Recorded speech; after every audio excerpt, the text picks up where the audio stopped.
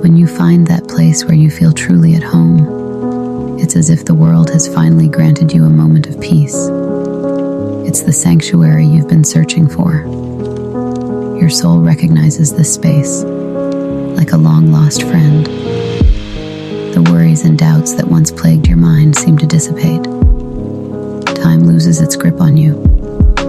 It is here, in this place, where you discover the beauty of simplicity.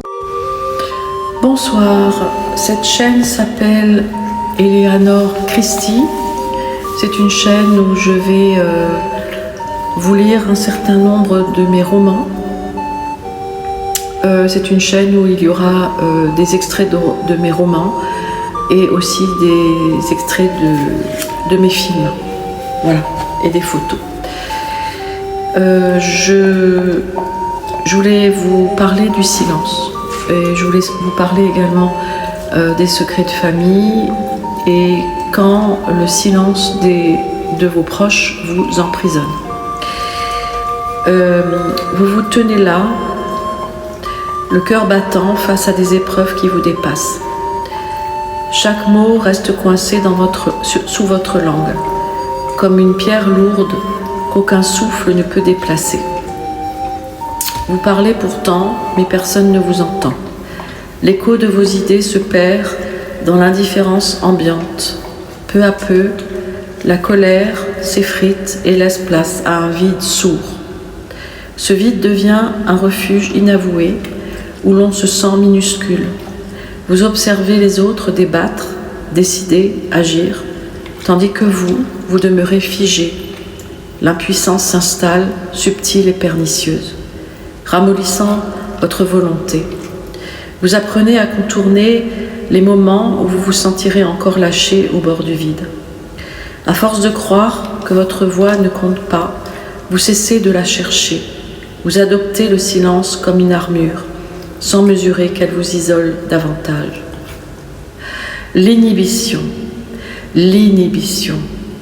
devient votre compagnon quotidien.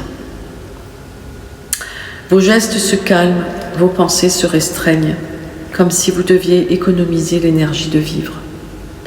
Pourtant, ce n'est qu'un état passager. Derrière chaque mutisme se cache une parole en suspens, prête à éclore quand le terrain sera fertile. Reconnaître votre détresse est la première fissure dans l'isolement. Dès que vous la franchissez, un léger bruissement de force intérieure se fera entendre. Alors osez à nouveau formuler le mot que vous avez retenu ou les mots que vous avez retenus. Prenez le risque d'exprimer votre douleur, vos envies, vos rêves.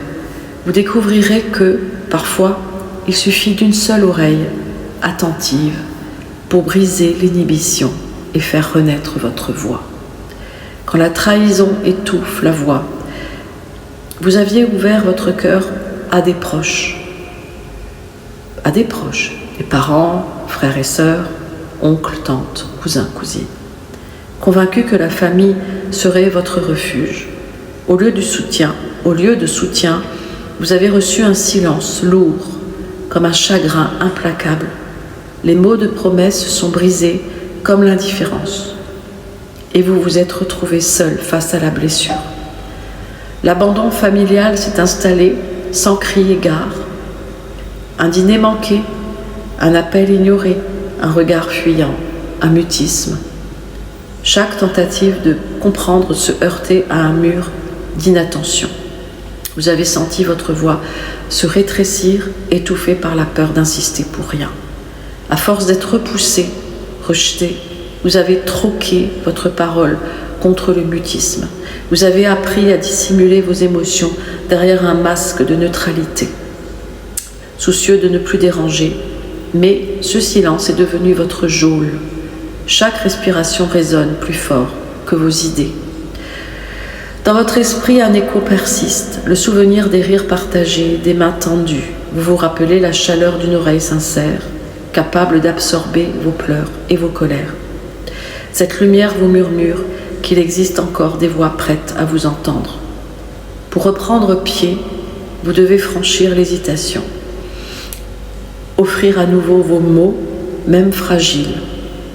Glissez une confesse dans un message. Murmurez votre blessure à l'oreille d'un ami.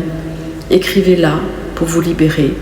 Chaque phrase posée est une pierre de plus posée à la construction de votre courage. La trahison et l'abandon ont tenté de vous rendre muet ou muette, mais votre cœur n'est pas une chambre vide. Votre cœur attend qu'on y écoute le rythme de sa vérité. Osez lui rendre justice en parlant. Votre voix renaîtra plus forte que l'abandon et la trahison. Voilà. Et ça fait partie du cycle Eleanor Christie, qui est donc un des personnages que j'ai créé et que je vais vous montrer également sur la vidéo. Voilà.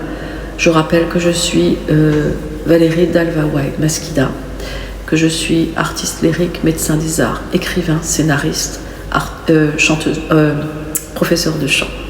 Voilà. Donc je continuerai de vous lire mes textes